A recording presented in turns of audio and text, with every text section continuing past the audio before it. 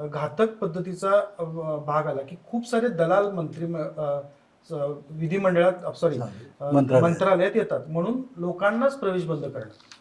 तुमचे प्रश्न स्थानिक पातळीवर सोडा. आत्ताची परिस्थिती अशी आहे की मंगळवारी, सोमवारी, बुधवारी, गुरुवारी ह्या 4 दिवसांत, मंगळवार अशासाठी की मंत्रिमंडळाची बैठक असते, त्यामुळे खूप सारी लोक तिथं पूर्वी यायची. आणि आता असं आहे की प्रत्येकाला नाही तुम्ही इथं कशासाठी आला, तुला करायचंय काय ना, तू तिथं हवालदार म्हणून उभायचं ना, तू तुझं काम कर ना. तुम्हाला कशाला विचारतो की मी इथं कशाला आलं.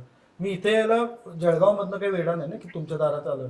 मग ते जळगावमध्ये प्रश्न सोडवा. मग जळगावमध्ये प्रश्न सोडवायला सांगायला जर खालची यंत्रणा तुम्ही बसवली असेल तर तुमची मुळात जळगावची यंत्रणा तेवढी स्ट्रॉंग आहे का की तिथं दर आठवड्याला बैठक होते, दर आठवड्याला प्रश्न सुटतात? असं होत नाही. आत्ता काय मंत्रालयामधली गर्दी कमी करून दाखवणं हा एक मोठा केआरई घेतल्यावर तिथं बाबू बसलेत की जे येईल त्याला हुसकून लावतात, इथं येऊ नका, इथं येऊ नका, तर खाली पण काम करत नाही तुम्ही आमचं. हा नको तिथं रंगसफेदीचा जो कार्यक्रम चाललाय ना, मुळात त्या वाड्याच्या विटा भक्कम करायला पाहिजे, त्याऐवजी आपण कलर लावायला घाई करायला लागलो.